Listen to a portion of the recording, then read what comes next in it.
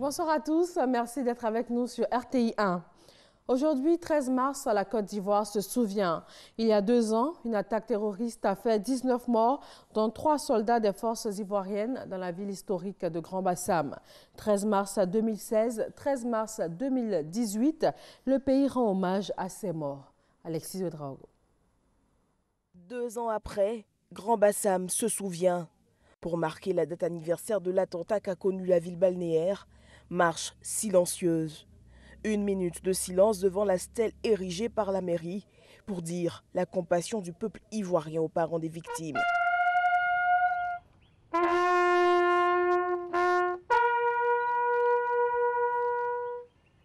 Au nom du gouvernement, le ministre d'État, ministre de la Défense, Ahmed Bakayoko, a porté un message d'espoir.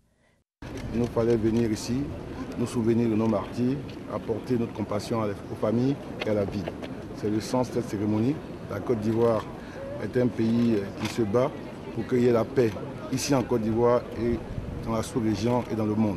Nous sommes un pays de paix et nous avons été très touchés par cet attentat. Les Ivoiriens ont été très marqués et ces 2 ans, on a voulu, sur instruction du président de la République, avec l'onction du Premier ministre chef du gouvernement, venir apporter la compassion, la solidarité du gouvernement à toutes les victimes, à tous les parents des victimes. Selon le ministre Ahmed Bakayoko, les enquêtes diligentées après l'attentat ont permis à ce jour d'interpeller et d'écrouer le principal commanditaire de l'attentat au Mali.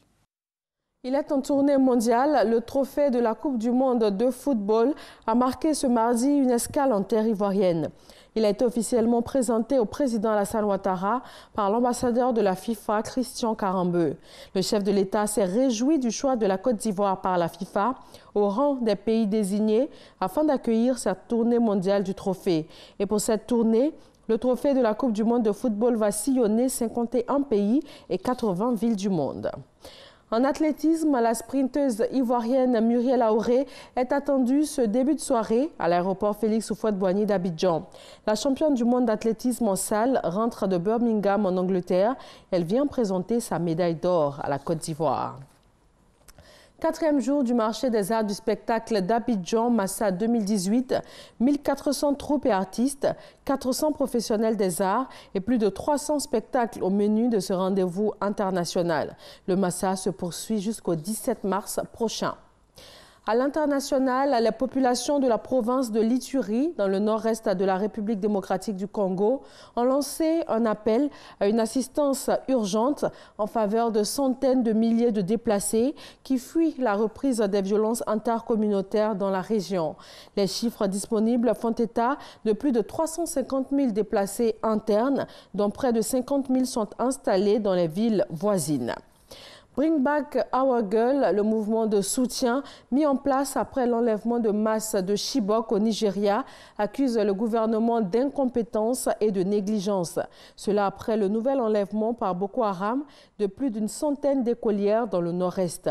La disparition de 110 élèves de l'internat de Dapchi le 19 février, lors d'une attaque lourdement armée de Boko Haram, est venue rappeler l'enlèvement de 276 lycéennes à Chibok en avril 2014 et dont 112 sont toujours en captivité.